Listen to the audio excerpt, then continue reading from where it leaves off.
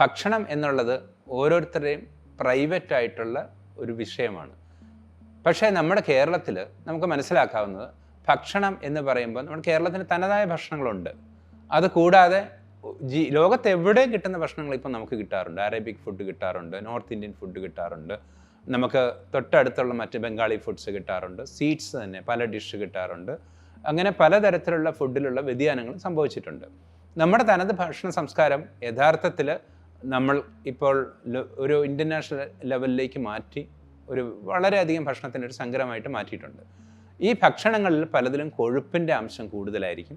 Trans fat എന്ന് പറഞ്ഞ ഒരു ഫാറ്റുണ്ട്, അതായത് ഡീപ്പ് ഫ്രൈ ചെയ്ത് കഴിഞ്ഞിട്ടുണ്ടെങ്കിൽ അത് കിട്ടുന്നതാണ്. ഇപ്പം നമ്മൾ പല ചിക്കനൊക്കെ എടുത്ത് ഡീപ്പ് ഫ്രൈ ചെയ്യുവാണെങ്കിൽ ട്രാൻസ് ഫാറ്റ് വരാം. അതുപോലെ ചോക്ലേറ്റ്സ്, ഒത്തിരി സ്വീറ്റ്നേഴ്സ്, അതായത് മധുരപലഹാരങ്ങൾ, ബേക്കറി ഐറ്റംസ് വളരെയധികം കൂടുതലായിട്ട് നമ്മൾ ഉപയോഗിക്കുന്നുണ്ട്. കോള, പെപ്സി തുടങ്ങിയ സാധനങ്ങൾ നമ്മൾ ഉപയോഗിക്കാറുണ്ട്.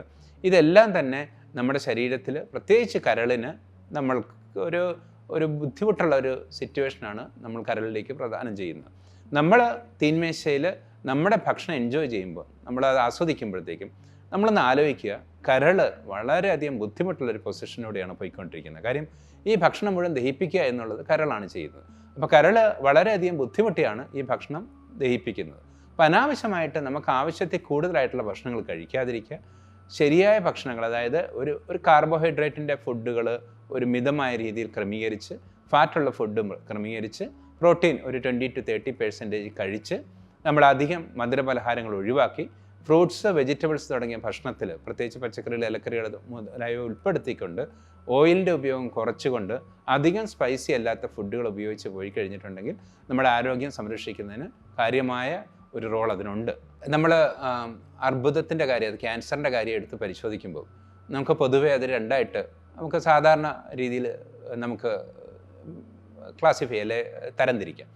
അതിലൊന്ന് നമുക്ക് പ്രതിരോധിക്കാൻ പറ്റുന്ന ക്യാൻസർ, മറ്റൊന്ന് പ്രതിരോധിക്കാൻ ബുദ്ധിമുട്ടുള്ള ക്യാൻസർ എന്നുള്ള രീതിയിൽ കണക്കാക്കാം.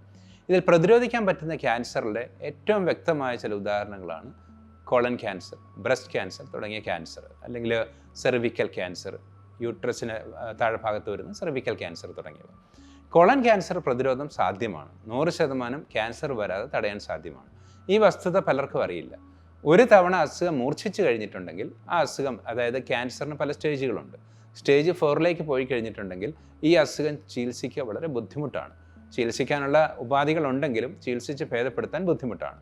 എന്നാൽ അത് വരുന്നതിന് മുമ്പ് ചെറിയ കുടലിലെ കുരുക്കൾ, ഈ അരിമ്പാറയൊക്കെ പോലെ ചെറിയ ചെറിയ കുരുക്കളായിട്ടാണ് പല കോളൻ ക്യാൻസറും ഉടലെടുക്കുന്നത്. ആ ഘട്ടത്തിൽ ഈ ക്യാൻസർ കണ്ടുപിടിച്ച് കഴിഞ്ഞിട്ടുണ്ടെങ്കിൽ ആ ഘട്ടത്തിൽ ആ പോളിപ്പെന്ന് പറയുന്ന അരിമ്പാറ പോലത്തെ ചെറിയ തടിപ്പുകളെ നമ്മൾ എടുത്തൊഴിവാക്കുകയാണെങ്കിൽ നമുക്ക് ക്യാൻസർ വരാതെ തടയാം. ഞാൻ നേരത്തെ പറഞ്ഞല്ലോ, ചെറിയ തടിപ്പുകളായിട്ടാണ് കോളൻ ക്യാൻസർ സ്റ്റാർട്ട് ചെയ്യുന്നത്. ഇതിന് ശാസ്ത്രീയമായിട്ട് പോളിപ്പെന്നാണ് പറയുന്നത്. ഈ പോളിപ്പ് പതുക്കെ അതിൻ്റെ സൈസ് കൂടിക്കൂടി വളർന്ന് ഒരു 2-3 സെൻറ്റിമീറ്ററിന് അപ്പുറത്തേക്ക് വളർന്നു കഴിയുമ്പോഴാണ് അതിൽ ക്യാൻസർ ആയിട്ടുള്ള ചെലഞ്ചുകൾ വരുന്നത്. അത് അവിടെ മുതലാണ് രോഗിക്ക് ഈ രോഗത്തിൻ്റെ പലപ്പോഴും ലക്ഷണങ്ങളും കാണുന്നത്. അപ്പോൾ കോളൻ ക്യാൻസർ കണ്ടുപിടിക്കുന്നതിന് വേണ്ടി കൊളോണോസ്കോപ്പി എന്നൊരു ടെസ്റ്റാണ് സാധാരണ ഉപയോഗിക്കുന്നത്. അത് കോളൻ പോളിപ്പ് കണ്ടുപിടിക്കാനും അതേ ടെസ്റ്റ് തന്നെയാണ് ഉപയോഗിക്കുന്നത്. അപ്പോൾ നമ്മുടെ വിദേശ രാജ്യങ്ങളിൽ, പ്രത്യേകിച്ച് യൂറോപ്യൻ രാജ്യങ്ങളിലും അമേരിക്കയിലൊക്കെ, എല്ലാ 50 വയസ്സിന് ശേഷമുള്ള ആൾക്കാരെയും അവർ നിർബന്ധമായിട്ടും കൊളോണോസ്കോപ്പി എന്ന ടെസ്റ്റിന് വിധേയമാക്കാറുണ്ട്. നമ്മൾ അതുവഴി പോളിപ്പ് തുടങ്ങിയ മാറ്റങ്ങൾ വൻകുടലിലുണ്ടോ എന്ന് നോക്കും. ഈ പോളിപ്പ് എന്ന് പറഞ്ഞാൽ ചെറിയൊരു വളർച്ചയാണ്. അത് നമുക്ക് എൻഡോസ്കോപ്പ് വഴി തന്നെ പുറത്തെടുക്കുക, അല്ലെങ്കിൽ മാറ്റാവുന്നതാണ്.